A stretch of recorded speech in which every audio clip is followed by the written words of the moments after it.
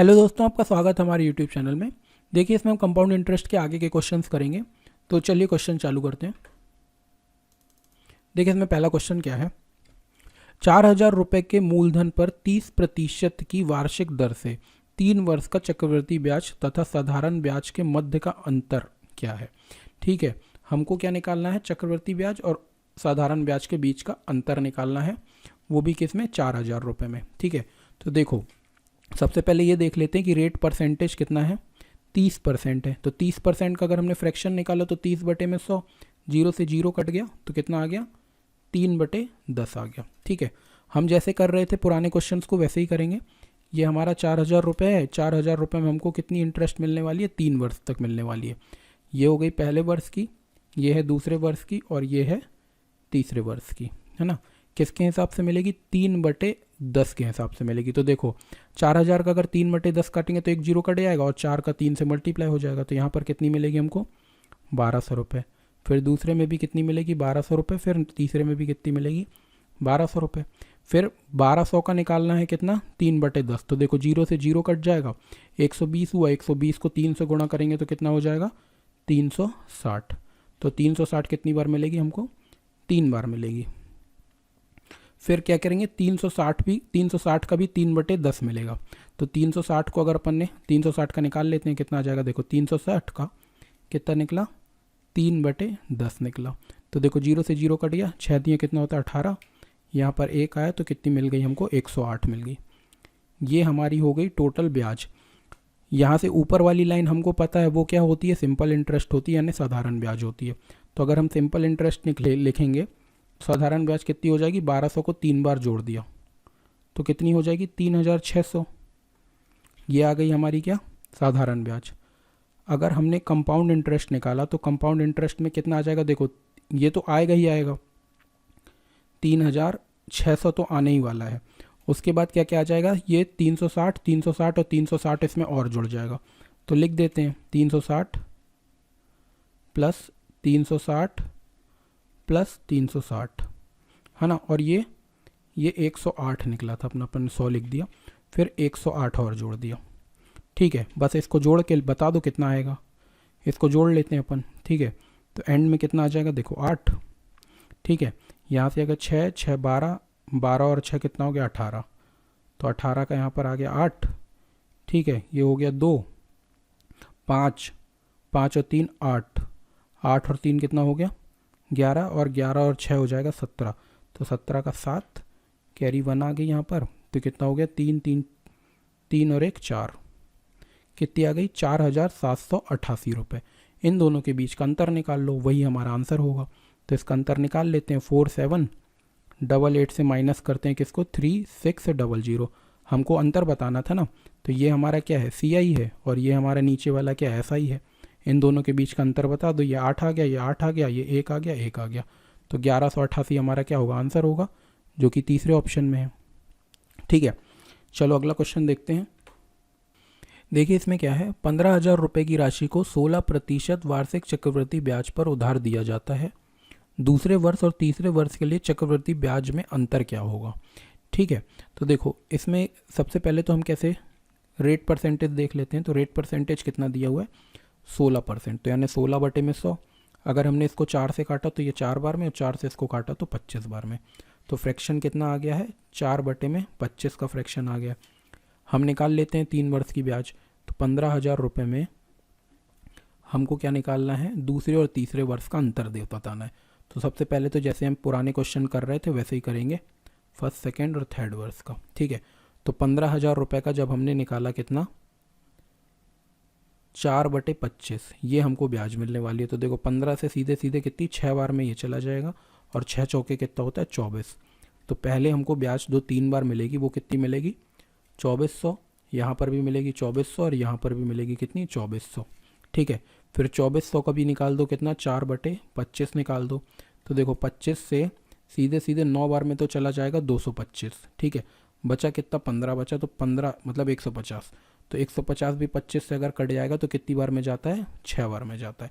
अब 96 को 4 से गुणा कर दो तो कितना आता है, 24। यहाँ पर आएगा कितना, 2 कैरी, है ना। और 36, 37, 38 कितना आ गया, 238 कितनी बार मिलने वाली है हमको, 3 बार मिलेगी। 284 मतलब, है ना, 284, यहाँ पर भी 384 और 384। अब 384 का भी हमको निकालना है 4/25, लेकिन अगर हमने 4/25 निकाला ना तो 25 से थोड़ा काटने में दिक्कत जाएगी, तो हम सीधे सीधे इसको क्या करते हैं, 16 से ही गुणा करते हैं। 16% का मतलब होता है 16/100, तो 16 से इसको गुणा करते हैं और पॉइंट लगा देंगे नीचे से, तो पॉइंट लगाने में आसानी हो जाएगी। ठीक है, तो 16 चौके कितना होता है 64, तो यहाँ पर आ गया 4। ठीक है, 16 अट्ठे कितना होता है 128, और 128 में 6 जोड़ दिया तो कितना हो जाएगा 134। ठीक है, 134, तो 134 का कितना आ जाएगा यहाँ पर 4 आ जाएगा। कैरी कितनी बची है, 13 बची है, और 13 तियाँ कितना होता है 48। 48 में अपन ने कितना जोड़ा, 13 जोड़ा, है ना, तो 48 और 10 हो जाएगा 58, और 3 कितना हो जाएगा 61, कितना आ गया 61। ठीक है, और 2 डिजिट के बाद पॉइंट है, तो यहाँ पर 2 डिजिट के बाद पॉइंट, क्योंकि 100 से डिवाइड करना है, तो तीसरी ब्याज कितनी आ गई 61.44, ये आ गई है ब्याज। अब देखो हमको क्या बताना है, दूसरे वर्ष का चक्रवर्ती ब्याज और तीसरे वर्ष के चक्रवर्ती ब्याज का अंतर। तो अगर हम ये देखें तो ये हमारा है पूरा का पूरा दूसरा वर्ष, और ये जो है हमारा पूरा का पूरा है तीसरा वर्ष। तो हमको इन दोनों का अगर अंतर निकालना है ना, तो हम क्या करते हैं, देखो ये 2400 यहाँ पर भी है तो 2400 यहाँ पर भी है, इससे अगर इसको माइनस करेंगे तो 0 हो जाएगा। ऐसे करके 384 से 384 को माइनस करेंगे तो 0 हो जाएगा। तो अंतर जो आने वाला है वो केवल ये होने वाला है। ठीक है, तो हम क्या करते हैं, इन दोनों को जोड़ देते हैं।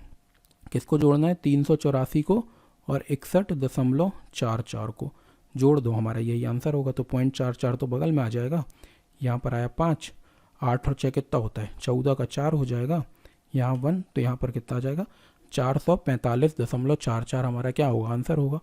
ये हमारा दूसरे ऑप्शन में है ना, सेकंड ऑप्शन करेक्ट हो जाएगा। चलिए अगला क्वेश्चन देखते हैं। देखो क्या बोल रहा है, x रुपए की एक राशि पर 8% प्रतिवर्ष की दर से 2 वर्ष के लिए चक्रवृद्धि ब्याज और साधारण ब्याज का अंतर कितना है 19.20। x का मान बताइए क्या होगा। ठीक है, कुल मिला के हमको क्या बताना है, प्रिंसिपल यानी मूलधन बताना है। अब इसमें मूलधन नहीं दिया है हमारे पास, है ना, तो हम क्या करते हैं 8% का सबसे पहले तो फ्रैक्शन निकालते हैं। तो 8 का फ्रैक्शन कितना हो जाता है 8/100, है ना, तो इसको अगर अपन काटेंगे तो 2 अपॉन पे कितना आ जाएगा 25 आ जाएगा। ठीक है, ये इसका हो गया फ्रैक्शन। अब जब हमको प्रिंसिपल नहीं दिया होता है ना, तो अगर हम 2 वर्ष की बात कर रहे होते हैं तो नीचे वाले नंबर का स्क्वायर करके उसको प्रिंसिपल मान लेते हैं। तो 25 का अगर हमने स्क्वायर किया तो कितना आ जाएगा 625, तो 625 हमने मान लिया प्रिंसिपल। अब ये हमको कितने वर्ष का निकालना है, 2 वर्ष का ही निकालना है। तो ये हो गया हमारा पहला वर्ष और ये हो जाएगा दूसरा वर्ष। ठीक है, कितने के हिसाब से निकालना है 2/25 के हिसाब से। तो देखो 25 से तो 25 कट जाएगा, 25 दूनी कितना आएगा 50। ठीक है, यहाँ पर भी 50 आ जाएगा। फिर 50 का भी कितना निकाल तो 2/25। तो देखो 25 से कितनी बार में चला जाएगा ये 50, 2 बार में, और 2 दूनी कितना आ जाएगा 4 आ जाएगा। ठीक है, ये हमारा आ गया। अब हम बोलते हैं कि ऊपर वाला ऐसा ही होता है, सिंपल इंटरेस्ट होता है।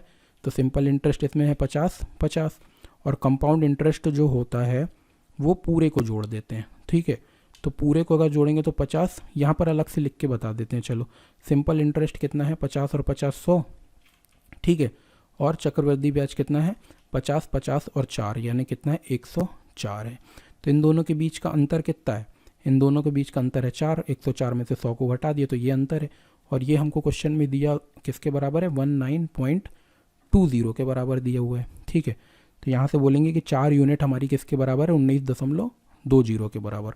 तो अगर 1 यूनिट की वैल्यू निकालते हैं तो 1 यूनिट की वैल्यू आ जाएगी 1920। अगर इसका पॉइंट हटा के अपॉन में 2 जीरो लगा दिया और ये 4 भी नीचे चला गया। ठीक है, तो देखो 1 जीरो से तो 1 जीरो ये काट दो, 4 से इसको काट दो, 4 से 4 चौके 16। ठीक है, बचा कितना 3 बचा, तो 4 अट्ठे 32 हो जाएगा। तो 1 यूनिट की वैल्यू आ गई है 48/10। हमको कितनी यूनिट की वैल्यू बतानी है 625 यूनिट की। तो बस इसको 625 से गुणा कर दो, आंसर आ जाएगा हमारा। ठीक है, तो क्या करना है हमको 625 का मल्टीप्लाई करना है किससे 48/10 से। तो यही हमारा क्या होगा आंसर होगा। ठीक है, तो इसको बता दो इसको मल्टीप्लाई करके 625 से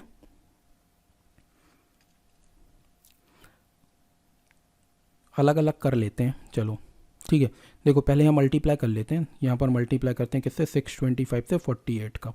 तो देखो 8 5 का कितना होता है 40, यहाँ पर आया 4, 16 और 4 20 हो गया, यहाँ पर आ गया 2, तो कितना हो गया 8 6 का कितना होता है 48 49 50, यहाँ पर 50 आ गया, यहाँ से आया 20, तो यहाँ पर आ जाएगा 2, 8 9 10 का 0, कैरी अब 1 आई, 24 और 1 25, जोड़ेंगे 0 0 0 0 और आ गया कितना 3। ठीक है, कितना आ गया है ये 300 30,000 आया है ना, 4 0, और इसके बटे में कितना है 10 है ना, 48 बस का गुणा किया है, तो ये 0 से तो 0 कट गया, तो हमारा आंसर कितना आ गया 3000। ये 3000 हमारा जो कौन से ऑप्शन में, फोर्थ वाले ऑप्शन में, ये हमारा क्या होगा आंसर होगा। ठीक है, बिल्कुल सिंपल क्वेश्चन, ऐसे बहुत सारे क्वेश्चन हमने किए हुए हैं पहले से। ठीक है, बस हमको देखना है क्या निकालना है क्या नहीं निकालना। चलिए अगला क्वेश्चन देखते हैं। देखो इसमें भी बोला x रुपए की राशि पर 9% की दर से 2 वर्ष के लिए चक्रवृद्धि ब्याज और साधारण ब्याज का अंतर इतना दिया हुआ है, x का मान बताइए। तो ठीक है, फिर से इसको देख लेते हैं। तो 9% का जो फ्रैक्शन होता है वो कितना हो जाएगा, 9 बटे में 100 हो जाएगा। ठीक है, अब इसमें भी प्रिंसिपल नहीं दिया, तो नीचे वाले नंबर को क्या करते हैं, 2 वर्ष के नीचे वाले नंबर के स्क्वायर करते हैं, तो स्क्वायर कितना हो जाएगा, 100 का स्क्वायर होता है 10,000। ठीक है, अब इससे हम 2 वर्ष की ब्याज निकाल लेते हैं। ये है हमारे पास पहला वर्ष, ये है दूसरा वर्ष। किसके हिसाब से ब्याज मिलेगी, 9/100 के। ठीक है, तो देखो 2 0 से तो 2 0 कट जाएगा, 100 बस बचेगा, 100 को गुणा कर दिया 9 से तो 900 हो जाएगा, यहाँ पर भी कितना आएगा 900। फिर अगली ब्याज कितनी मिलेगी, इसकी भी 9/100, तो 2 0 कट गए, तो 9 का 9 से किया तो कितना आ गया 81 आ गया। ठीक है, इन दोनों के बीच का अंतर क्या हो जाएगा, 81, इसका अंतर हो जाएगा। तो हम बोलेंगे कि CI माइनस SI है वो कितना आ गया हमारे पास, 81 यूनिट आ गया। ठीक है, अगर ऐसे भी देख लेना अपन, तो देखो ये है पहले वर्ष का और ये है दूसरे वर्ष का। ठीक है, अगर नीचे इससे इसको माइनस करेंगे तो ये मान लो ये प्लस का और ये माइनस का, तो 900 से तो 900 कट जाएगा, बस 81 एक्स्ट्रा है वही बच जाएगा, तो वही क्या हुआ, इसका अंतर हो गया। ठीक है, और 81 यूनिट हमको क्वेश्चन में दी हुई है, किसके बराबर है, किसके बराबर है, 20.25 के बराबर है। तो यहाँ से अगर 1 यूनिट की वैल्यू निकालेंगे तो ये इसके नीचे चला जाएगा, है ना। तो 1 यूनिट, यहाँ से 1 यूनिट की वैल्यू निकाली तो 2025। ठीक है, देखो ये पॉइंट भी हटा देते हैं, तो बटे में आ जाएगा कितना 100। ठीक है, और 81 और आ जाएगा। ठीक है, देखो 9 से इसको काटते हैं तो 9 9 81 होता है, देखो 9 2 18 होता है, यहाँ पर बचा 2, फिर 9 2 कितना होता है 18 होता है, यहाँ पर बचा तो 9 5 45, फिर 9 से काटा 9 1 9। ठीक है, 9 2 होता है 18, यहाँ पर 4 बचा तो 9 5। ठीक है, तो 25 बटे में 100 हमारी 1 यूनिट की वैल्यू आ गई। 1 यूनिट की वैल्यू कितनी आ गई है, 25 बटे में 100। इसको भी काटेंगे तो कितनी आ जाएगी, 1 बटे में 4। 1 बटे 4 हमारी 1 यूनिट की वैल्यू है, तो हमको बताना है कि 10,000 यूनिट की वैल्यू क्या होगी। तो इससे सीधे सीधे गुणा करो 10,000 का। ठीक है, 10,000 से इसको गुणा करेंगे तो देखो ये तो 100 से अगर काटेंगे तो कितनी बार में चला जाएगा, 25, और बगल में 2 0। यही हमारा क्या होगा, मूलधन होगा। कितना आ गया है 2500, ये हमारा आंसर हो जाएगा 2500। फोर्थ वाला ऑप्शन, हमसे ये राशि पूछा था, मूलधन पूछा था, तो 2500 रुपये आंसर आ गया। चलिए अगला क्वेश्चन देखते हैं। देखो ये भी वही है, x रुपए की एक राशि पर 8.5% की दर से 2 वर्ष के लिए चक्रवृद्धि ब्याज और साधारण ब्याज का अंतर दिया हुआ है, कितना 28.90। ठीक है, तो x का मान बताइए। फिर से रेट परसेंटेज ले लेते हैं। रेट परसेंटेज कितना है, 8.5 दिया हुआ है ना, तो पॉइंट हटा के तो सीधे सीधे अपन 10 नीचे लिख देते हैं, और परसेंटेज का साइन हटाएंगे तो 100 नीचे आ जाएगा। ठीक है, अब इसको हमने किससे काटा, 5 से काटा, तो 5 1 और 7 5 से इसको काट दिया तो कितना आ जाएगा 2 और 0, 17/20 आ गया इसका, है ना। और 20 का 10 से गुणा कर देंगे तो इसका जो फ्रैक्शन की वैल्यू आई है 17/200, ये आई है फ्रैक्शन की वैल्यू। ठीक है, 17/200, और नीचे वाले नंबर का 2 साल के लिए बोला हुआ है, तो स्क्वायर कर दो, तो 4 2 का स्क्वायर हो जाता है कितना 4, और डबल 0 की जगह क्या कितना आ जाएगा, 4 0 आ जाएंगे, है ना। तो 200 का स्क्वायर कितना हो जाएगा 40,000। अब इससे हमको निकालना है कितना, 2 वर्ष की ब्याज। ये है पहले वर्ष की, ये है दूसरे वर्ष की। किसके हिसाब से मिलेगी, 17/200 के हिसाब से। ठीक है, तो देखो 40,000 का अगर हमने निकाला 17/200, तो देखो 2 जीरो से 2 जीरो कट गया, 2 से इसको काटा तो कितना आ जाएगा 200। ठीक है, तो 17 दूनी कितना होता है 34, 3400। तो कितनी ब्याज आ गई 3400 आ गई। यहाँ पर भी आ जाएगी कितनी 3400। अब इसका भी निकाल दो 17/200, तो 2 जीरो से 2 जीरो कट गया, इसको भी काटा तो कितनी बार में चला जाएगा 1 और 7। ठीक है, 17 का 17 से करते हैं तो कितना आता है 289। तो दूसरी ब्याज हमको कितनी मिल गई 289। इसमें भी हमसे अंतर बोला हुआ है कि अंतर इसके बराबर है, तो हमारा अंतर कितना आया है 279। ठीक है, तो बोलेंगे कि CI माइनस SI किसके बराबर आया है 289 के बराबर। और ये क्वेश्चन में हमको दिया है किसके बराबर 28.90 के बराबर।